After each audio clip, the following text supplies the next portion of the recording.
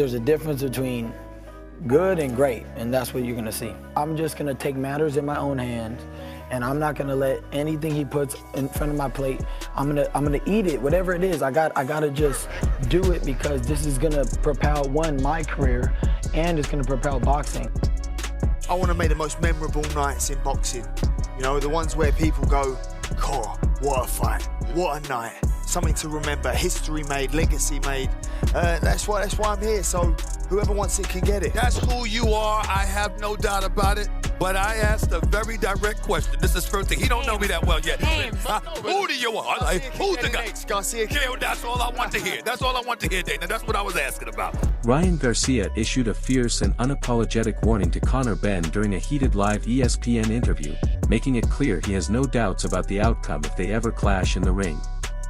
Speaking with intensity and confidence, Garcia declared that he would completely dominate Benn. Oh, you know ass beating me. You know ass beating me. I'll come over there and pick you up like that. Oh, you're getting even more diddy with it. Come on, stop it, brother. Listen, lay off the game, mate. Lay off the game. Hey, lay off the PEDs, man. Lay off the PEDs. Dana White has signaled a strong willingness to make a blockbuster showdown between Conor Benn and Ryan Garcia, as Benn aggressively chases a defining moment in his career. Determined to silence doubters and cement his place among boxing. I saw you on the screen. You were in the ring after Shakur Stevenson won his fight. But Ryan Garcia and the potential for a fight against him is what everybody's been making noise about as well.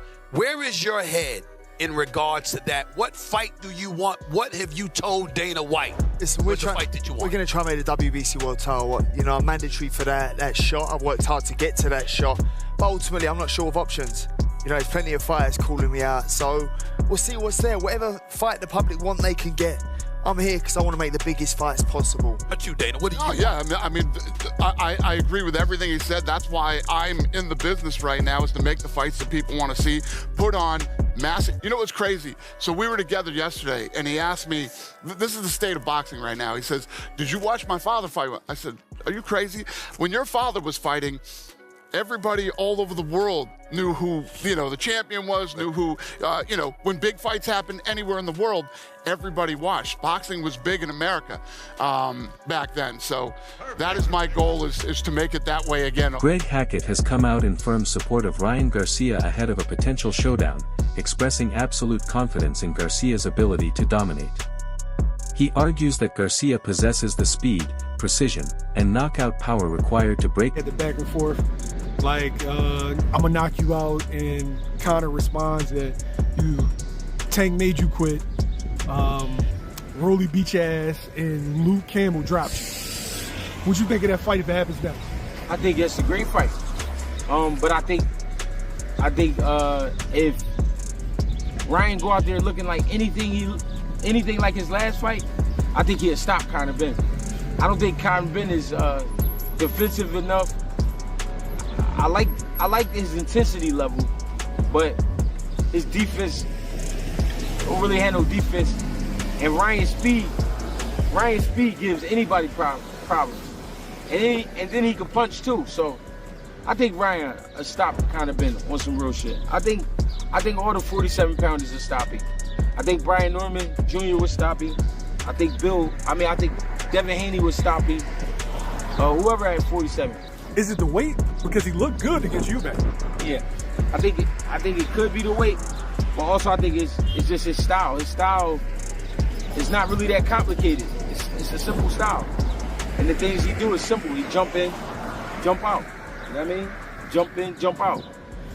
It's like fighting a strong amateur. It's just like being in there. Eddie Hearn delivered a blunt but confident assessment of Conor Benn, stating that while Benn is currently operating at a British level, his rise is rapid and impossible to ignore. Hearn pushed back hard against critics, emphasizing Benn's relentless improvement. People have asked me that. I didn't really feel any emotion, if I'm honest. Look, I didn't want him to look that bad, honestly. I'm not watching him going, oh, I hope he looks terrible. I want him to look well. I was a bit frustrated watching because I think he can be much better than that. I also think that down at that weight, I just don't. I think he's got it in his head that he can make 47 and he can and he can make 47. But I don't think he's the same fighter when he's making 47. Personally, but listen, he's had it off. I mean, for me. People are criticising him. Oh, he couldn't win a British title. He's not the best fighter in Essex. Look at what he's done. I mean, I would like to say that how I got him in that position was one of the greatest bits of work by any promoter ever to grace the work. By the way, he put the work in. I will always say Conor Benn works very hard, but me, on my tombstone, just. Chris Algieri and Paulie Malignaggi delivered sharp criticism of Conor Benn, arguing that his placement among elite fighters is driven more by fame than proven ability. They questioned his standing alongside top-tier names, insisting he has yet. He's going directly talking about Ryan Garcia, calling him out, and of course Ryan is going to be like, yeah, of course, big money fight. And we had some reactions from fighters who were paying attention that night. They took to Twitter immediately. Jack Catterall, hands are looking through his fingers with an emoji.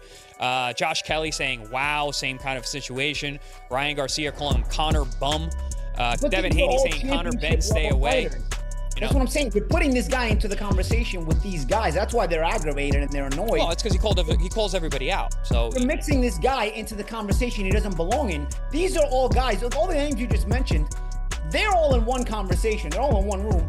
Conor Benn just gets to join that room because of his fame. He's not of that level. He doesn't even belong there. So of course they're laughing at him and they're gonna critique him and all this other stuff. I saw even Shakur, I think, had said